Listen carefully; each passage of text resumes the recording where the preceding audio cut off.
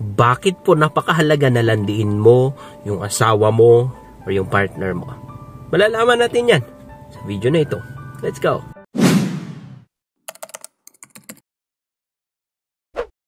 Ladies, being passive in a relationship is totally not good for you, for your partner, and for your relationship. When I said passive, yung wala kang ginagawa, yung naghihintay ka na lang na yung partner mo ang gumawa ng first move, yung partner mo ang mag-effort para sa'yo, ang magbigay para sa'yo.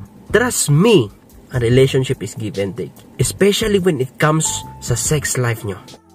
Kailangan na gumawa ka ng first move. Kailangan nalandiin mo siya. Kailangan na kapag nag-shower ka, after ka nag-shower, hintayin mo siya sa kama, titigan mo siya ng meron kang something na sabihin sa kanya na gusto mo ng sex. Gusto mo na magpagalaw sa asawa mo. You know, don't underestimate the power of sex. And hindi lang of course sa sex, kapag nanlandi ka, pwedeng sa halik, yung ganun, but mag-focus tayo sa sex, okay? So, unahin ko sa number 1, actually, nanilista ko dito, kung bakit mahalaga nalandiin mo din yung asawa mo.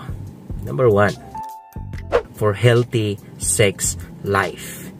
You know, ang palagian pong pagsisex sa marriage is very healthy para sa inyo.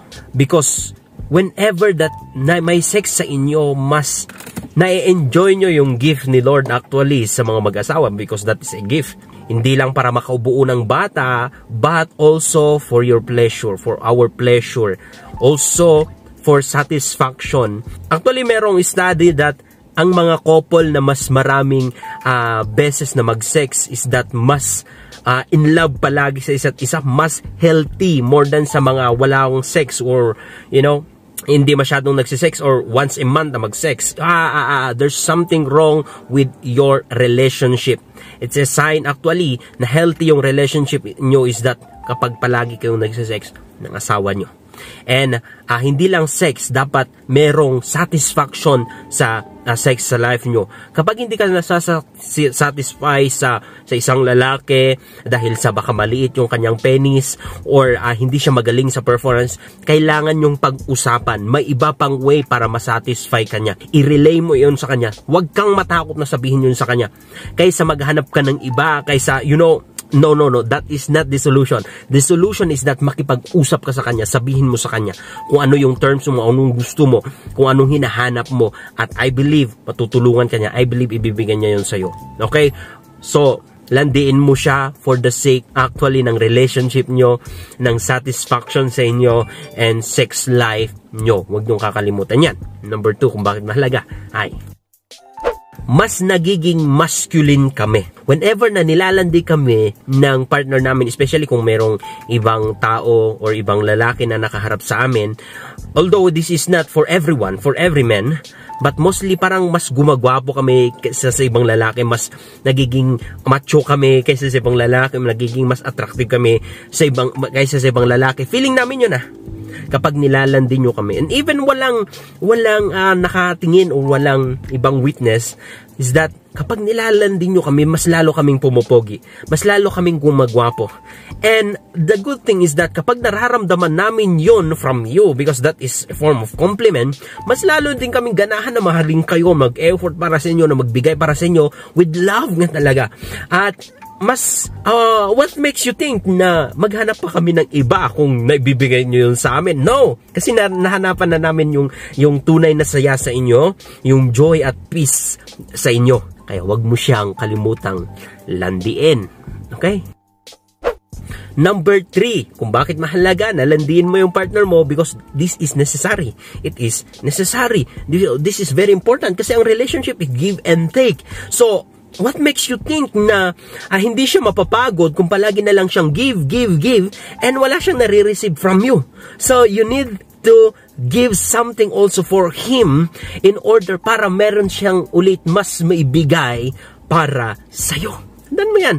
You know, of course, ladies, part namin na mga lalaki na mas marami kaming ibigay sa inyo, love, effort, everything. We provide for you money, shelter, you know, sometimes yung mga vision nyo, like yung mga bags, part namin yon talagang responsibility namin yon, but make sure na meron ka namang pinangbabayad. Hindi man yung ibigay mo tulad ng binigay niya, but yung panlalandi mo sa kanya, yung pang-a-attract mo sa kanya, yung pag-shower mo ganun, yung pangangalabit mo din sa kanya, yung kahit minsan natutulog siya dahil napagod, tapos gigisingin mo siya dahil hinahaplusan mo siya, ikaw yung nagsisimula ng sex life, hinahawakan mo yung kanyang, you know what I mean, yung magigising na lang siya na may gumabakabang sa kanya, na yung asawa niya, yung mahal niya, yun yung mga feelings na para sa amin, reward din, yung mga form ng rewards din yun. So, wag mong kakalimutan yung kaibigan. Ano po? That is a bonus actually. Yung tipong, ang sarap ng tulog namin, tapos biglang may nanglalaro sa part namin, tapos nakita namin ikaw. That is the best actually. One of the best para sa aming lalaki. Gawin mo yun and you will see, mag-iiba yung relationship nyo. Mas lalo yung ganahan, mas lalo yung ma-in-love sa'yo, mas lalo yung ma-excite para sa'yo. Then what makes you think na maghahanap pa siya ng iba kung nabibigay mo yun sa kanya? So, please, I advise you and I encourage you ladies to do this for your husband. And number 4, kung bakit mahalaga na nilalandi nyo kami, is that ito yung isang dahilan kung bakit mas nabubuhayan kami. Ladies, not all the time is that meron kaming lakas, is that meron kaming natitirang lakas para landiin kayo, para, minsan napapagod kami, minsan nai-stress din kami, minsan gusto din namin magpahinga muna. Alam nyo kung isang bumubuhay sa amin, mas lalo kaming ganahan para lumaban, is that kapag nararamdaman namin na meron pala ang nagmamahal sa amin, nanlalandi pa rin sa amin, umaasa sa amin, nagmamahal sa amin, nakakakita sa amin, nakaka-appreciate sa amin, nagiging pogi kami kapag nilalandi nyo kami, nararamdaman namin yun, nakikita namin yun, mas nabubuhayan kami, nabibigyan kami ng lakas na loob na lumaban at hindi sumuko sa buhay, at mas gagalingan para makapag-provide para sa inyo. Lagi mong tatandaan yun. And ito, last but not the least, number 5 is that mas lalong lumalalim ang connection ninyo ng asawa mo. Sex with love, sex between marriage is a gift, like I said a while ago. And hindi lang ito nangyayari physically, but especially spiritually. Merong connection sa inyo. Mas lumalalim kayo sa isa't isa. Especially kapag satisfied talaga kayo. Kaya nga very important ang sex. Pag-usapan nyo, mag-adjust kayo, magturuan kayo, isabihin nyo, ito yung gusto ko, dito ako nasasatisfy, ganito. Dapat pag-usapan nyo yun para masatisfy kayo. And ito ang very advantage kapag lagi kayong nasasatisfy sex life, may connection sa inyo. Hindi nyo namamalayan, parang hindi nyo na kayang mabuhay kung wala yung isa.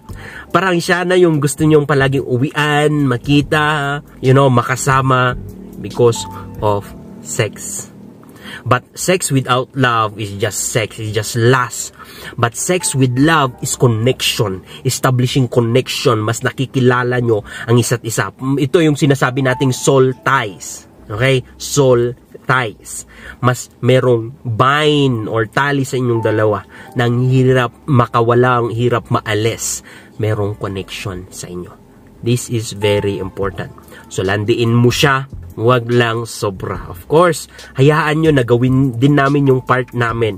Pangit din yung sobrang malandi na babae. Ilugar mo, at the same time, make sure na mas maraming gawin yung isang lalaki. Mas siya